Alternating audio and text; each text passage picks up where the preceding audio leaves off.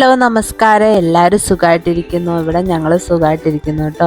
അപ്പോൾ ഇന്നൊരു ഈവനിങ് വ്ളോഗാണ്. ഇപ്പം നല്ല വെയിലാണ് വെളിയിലൊക്കെ നോക്കിയാൽ. അപ്പോൾ ആരാണ്ട് കുറച്ച് ദിവസം മുന്നേ ആണെന്ന് തോന്നുന്നു ഇവിടെ കുറച്ച് ഫ്ലവറൊക്കെ കൊണ്ടിട്ട് അതൊക്കെ വാടി വെളി കിടപ്പുണ്ടായിരുന്നേ.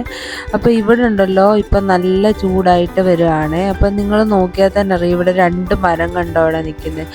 ആ 2 മരങ്ങളും ഉണങ്ങിയാണ് നിൽക്കുന്നത്. ബാക്കി മരങ്ങൾക്കൊന്നും വലിയ പ്രശ്നമില്ല. എപ്പോഴും ഇതാണ് ഇവിടെ ഒരു തണുപ്പായി കഴിഞ്ഞാൽ ഇതിനകത്ത് ഒട്ടും ഇല കാണത്തില്ല. പിന്നെ കുറച്ച് നാളൊരു മാർച്ച് ഏപ്രിലൊക്കെ ആകുമ്പോൾ നല്ല ഇലയുണ്ട് കേട്ടോ. അപ്പം ഞാൻ ഇന്ന് പ്ലാൻ ചെയ്തതെന്ന് വെച്ചാൽ പപ്സ് ഉണ്ടാക്കാമെന്നാണ്. കുറേ ദിവസമായിട്ട് ഇങ്ങനെ വിചാരിക്കുന്ന, ഇടയ്ക്കൊരു തവണ ഞാൻ ഉണ്ടാക്കിയായിരുന്നു. അപ്പോൾ അതിൻ്റെ റെസിപ്പിയൊക്കെ നോക്കി വെച്ചൊക്കെ ഇരിക്കുമായിരുന്നേ.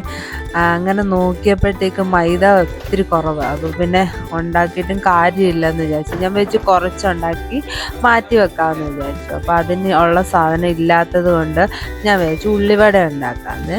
അങ്ങനെ ഉള്ളിവടയൊക്കെ ഇങ്ങനെ എടുത്ത് ഇരിക്കുമായിരുന്നേ. അപ്പോൾ കുറച്ച് ബ്രൊക്കോളി എൻ്റെ കയ്യിൽ വാങ്ങിയത് കുറേ മിച്ചം വന്നതിരിപ്പുണ്ടായിരുന്നു. അപ്പോൾ അത് ആണെങ്കിൽ ഇവിടെ ആണെങ്കിൽ അധികം ആർക്ക് അത്ര ഇഷ്ടമൊന്നുമല്ല. പക്ഷെ ഞാൻ ഒത്തിരി അങ്ങ് വാങ്ങിക്കുകയും ചെയ്തു. അപ്പം ഞാൻ കരുതി ഉള്ളിവടയുടെ കൂടെ ബ്രൊക്കോളിയും കൂടെ നമുക്ക് ഇട്ടിട്ട് ഉള്ളിവട ബ്രൊക്കോളി ആ ഒരു രീതിയിൽ ഒരു വടയായിട്ട് ഉണ്ടാക്കാമെന്ന് വിചാരിച്ചു.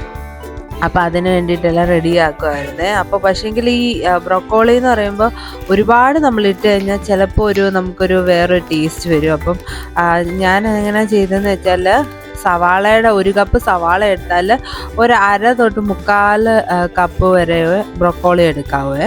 അങ്ങനെ ഞാൻ എടുത്ത് അത് അരിഞ്ഞ് റെഡിയാക്കിയെന്ന് വെച്ച്.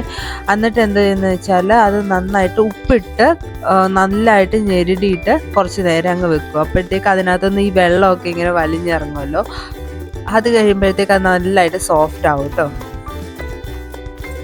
അതൊന്ന് സോഫ്റ്റ് ആകുന്ന സമയം കൊണ്ട് കുറച്ച് നെയ്യ് ഉണ്ടാക്കാമെന്ന് വെച്ചു കേട്ടോ. ബട്ടർ വെച്ചിട്ടാണ് ഞാൻ ഉണ്ടാക്കുന്നത്. ഈ ഒരു ബ്രാൻഡിൻ്റെ ബട്ടറാണ്. ഞാൻ കഴിഞ്ഞ ഒരു തവണ ഉണ്ടാക്കിയപ്പോൾ കുഴപ്പമില്ലാതെ വന്നു. അപ്പം ഞാൻ വിചാരിച്ചു ഇത്തവണ അത് റെഡിയാക്കാമെന്നേ.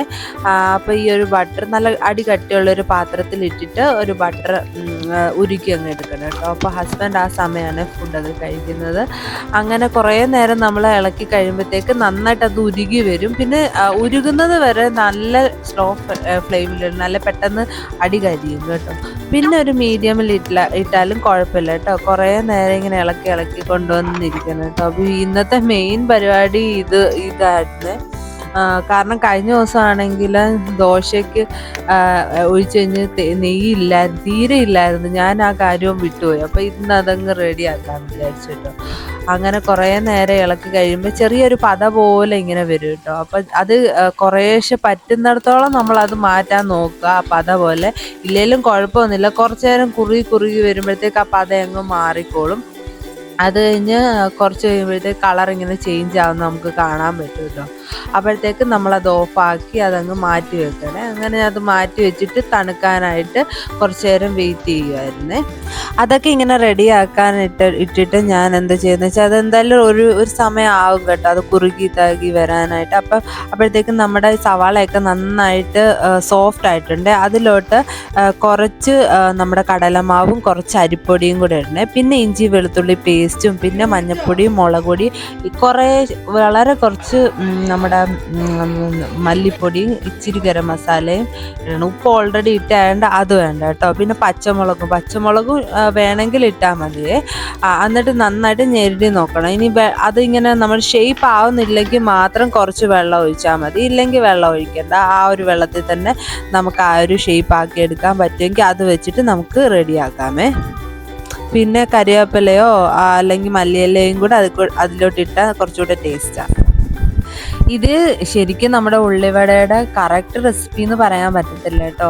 സാധാരണ അതിനകത്താണെങ്കിൽ നമ്മൾ ഇഞ്ചി മാത്രമല്ലേ യൂസ് ചെയ്യത്തുള്ളൂ. ഇത് ഞാൻ ഒരു വെറൈറ്റിക്ക് വേണ്ടിയിട്ട് ഉണ്ടാക്കിയെന്നേ ഉള്ളൂ കേട്ടോ. പക്ഷേങ്കിൽ ടേസ്റ്റ് നല്ലതായിരുന്നു കേട്ടോ. നമുക്ക് ആ ഒരു എന്താ പറയുക ബ്രൊക്കോളിയുടെ ആ ഒരു കുത്തെല്ലാം അങ്ങനെ വരുന്നില്ലായിരുന്നു ഫ്രൈ ചെയ്തെടുത്തപ്പോഴത്തേക്ക്. അപ്പോൾ ഇങ്ങനെ ബ്രൊക്കോളി ഒന്നും കഴിക്കാൻ ഇഷ്ടമല്ല, കുട്ടികൾക്കൊക്കെ ഇഷ്ടമില്ലെങ്കിൽ നിങ്ങൾ ഇങ്ങനെയൊക്കെ ട്രൈ ചെയ്ത് നോക്കുകയാണെങ്കിൽ അവരറിയത്തും ഇല്ല, അത് കഴിച്ചോളുകയും ചെയ്യും കേട്ടോ. അപ്പം നല്ലതായിട്ട് എണ്ണ ചൂടായിട്ട് ഇതിട്ട് നോക്കണേ. അത് ഒരു ഉള്ളി വല്ലതും ഇട്ടിട്ട് അത് മൊരിയുന്നുണ്ടെങ്കിൽ ബാക്കിയോടെ ഇട്ട് അങ്ങനെ മൊരിച്ചെടുക്കണം കേട്ടോ. അപ്പം മിക്കവാറും ഒരു മീഡിയം ടു ഹൈ ഫ്ലെയിമിലിട്ട് ഇതൊന്ന് വറുത്തെടുത്താൽ നന്നായിട്ട് വരും കേട്ടോ. എന്നാലേ ആ ഒരു കളറും വരുള്ളൂ, ഒരു ബ്ലാക്ക് ഒരു ഷെയ്ഡും വരുള്ളൂ. നല്ല ടേസ്റ്റ് ഉണ്ടായിരുന്നേ. ഇതിനിടയ്ക്കാണെങ്കിൽ ഞാൻ ചായയും കൂടെ റെഡിയാക്കി. ഇപ്പം ഇതുപോലെ എന്തെങ്കിലും കടിയൊക്കെ ഉള്ള ദിവസം മാത്രമേ ചായ ഉണ്ടാക്കത്തുള്ളൂ, അല്ലെങ്കിൽ വല്ല ഗ്രീൻ ടീയോ എല്ലാം ഉണ്ടാക്കത്തുള്ളൂ. അപ്പോഴാണെങ്കിൽ ഇതിൻ്റെ ഇടയ്ക്ക് നെയ്യ് റെഡിയായി. അപ്പോൾ അതൊന്ന് തണുക്കാനും വെച്ചിട്ട് ഞങ്ങൾ ചായയൊക്കെ കുടിച്ച്. അപ്പോൾ ആ ഒരു കളർ കണ്ടപ്പോഴേ ദേവുവിന് മനസ്സിലായി ഇതിനകത്ത് ഞാൻ എന്തോ ചേർത്തിട്ടുണ്ടെന്ന്. അവളത് തൊട്ട് പോലും നോക്കിയില്ല കേട്ടോ. ഞാനും ഹസ്ബൻഡും കൂടെ അത് മൊത്തം തിന്നത്. അത് കഴിഞ്ഞ് കുറേ തുണി 2-3 സെറ്റോളം ഞാനിങ്ങനെ ഇട്ടത് മടക്കി വെക്കാൻ ഉണ്ടായിരുന്നു. അപ്പോൾ അതെല്ലാം മടക്കി വെച്ചുകൊണ്ടിരിക്കുകയായിരുന്നേ. അപ്പോൾ കുറച്ച് കഴിഞ്ഞ് ദൈവനെ കൊണ്ടൊന്ന് വെളിയിൽ പോകാൻ വെച്ചു. വല്ലപ്പോഴും ഇവിടെ വെളിയിൽ ഞാൻ കൊണ്ടുപോകുള്ളൂ കേട്ടോ. ഭയങ്കര വെയിലാണ്. ഒരു രാത്രി സന്ധ്യ കഴിഞ്ഞിട്ട് ഇറങ്ങുന്നെങ്കിൽ കുഴപ്പമില്ല, അല്ലെങ്കിൽ ഭയങ്കര വെയിലായിരിക്കും. അപ്പോൾ ഭയങ്കര മടിയാണ് വെയിലത്ത് ഇറങ്ങാനൊക്കെ. അപ്പോൾ ഇന്ന് എന്തായാലും ഒന്ന് പോകാമെന്ന് വെച്ചു കേട്ടോ.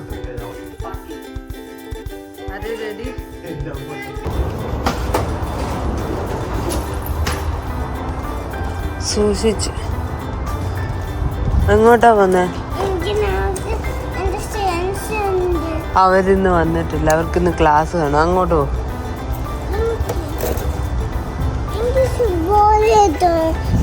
ഓ ഇതാണ്ട, ഞാൻ ഫുട്ബോൾ എടുത്തോണ്ട് വന്നു.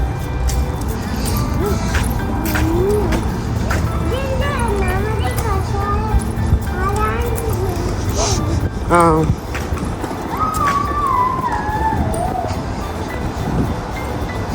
ഓക്കേ.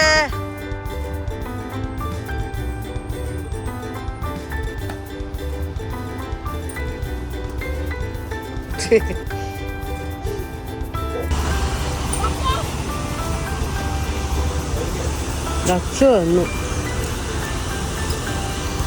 വാ കാണാം.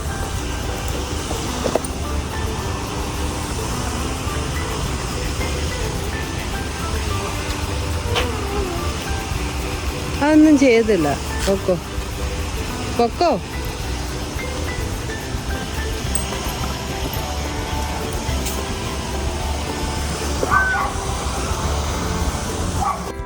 ഓക്കേ. ഈ കുട്ടികളുടെ കൂടെ കളിക്കുകയാണെങ്കിൽ നല്ല ക്ഷമമാണ് കേട്ടോ. അവർ നമ്മൾ പറയുന്ന ഒന്നും കേൾക്കത്തില്ല. നമ്മൾ ഇങ്ങോട്ടിടാൻ പറഞ്ഞാൽ അവർ വേറെ എവിടെയും ഇടും. അങ്ങനെ കുറേ നേരം കുറച്ച് ഞാൻ പറഞ്ഞു മടുത്ത് അവസാനം ഞാൻ പിണങ്ങി കളിയൊക്കെ ഒന്ന് നിർത്തി കേട്ടോ. അങ്ങനെ പിന്നെ കുറച്ച് നേരം കളിച്ചു വന്നിട്ട് ഞങ്ങൾ പിന്നെ തിരിച്ചങ്ങ് പോയിട്ടോ. ദേവിൻ്റെ ഏറ്റവും ഇഷ്ടമുള്ള വേറൊരു സാധനമാണ് ഈ കിണ്ടിയിൽ വെള്ളം കൊണ്ട് വെക്കുന്നത്. അവളുടെ ഡ്യൂട്ടി എല്ലാ ദിവസവും എടുത്തുകൊണ്ട് വരിക, അതിനകത്ത് കൊണ്ടുവെക്കുക. അങ്ങനത്തെ ഭയങ്കര ഇഷ്ടമാണ് കേട്ടോ. ഭയങ്കര ശല്യമാണ്. അവിടെ വന്ന് സാമ്പ്രാണിയൊക്കെ എടുക്കും, ഓരോ സാമ്പ്രാണി എടുത്ത് ഓടിച്ച് കളയുക, അങ്ങനത്തെ കുറച്ച് പരിപാടികളും ദേവുവിനുണ്ട്. എന്നാലും കുഴപ്പമില്ല.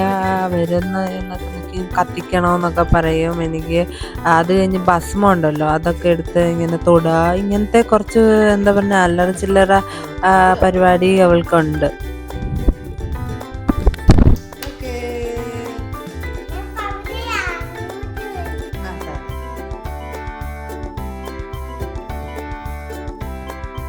ഇനിയുള്ള ഒരു പരിപാടി എന്ന് പറഞ്ഞാൽ നെയ്യെല്ലാം ഒഴിച്ചു വെക്കുക കേട്ടോ. ഞാനൊരു ചെറിയ പാത്രത്തിനകത്ത് നമുക്ക് വേണ്ട ആവശ്യമുള്ള നെയ്യ് മാത്രം എടുത്ത് വെക്കും. ബാക്കിയെല്ലാം ഒരു വലിയ കുപ്പി ഭരണിക്കകത്ത് എടുത്തങ്ങ് വെക്കും കേട്ടോ. പിന്നെ ആവശ്യത്തിനനുസരിച്ച് എടുത്ത് വെക്കത്തുള്ളൂ. അങ്ങനെ അതെല്ലാം റെഡിയാക്കിയൊക്കെ വെച്ചു. അത് കഴിഞ്ഞ് ഞാൻ അതിൻ്റെ ഇടയ്ക്കൊക്കെ നമ്മൾ ചപ്പാത്തി ഇരിപ്പുണ്ടായിരുന്നു. അപ്പോൾ അതൊക്കെ ഒന്ന് റെഡിയാക്കി കഴിക്കുകയൊക്കെ ചെയ്തു കേട്ടോ. അങ്ങനെ ഒരു കൊച്ചു ഈവനിങ് വ്ളോഗായിരുന്നേ. കാര്യമായിട്ടൊന്നുമില്ല, ജസ്റ്റ് ഒരു കൊച്ചു വ്ളോഗായിരുന്നേ. അപ്പോൾ എല്ലാവർക്കും ഇഷ്ടമായെന്ന് കരുതുന്നു. അപ്പോൾ അടുത്തൊരു വ്ളോഗിൽ നമുക്ക് വീണ്ടും കാണാം കേട്ടോ. അപ്പോൾ ടേക്ക് കെയർ. Thank you.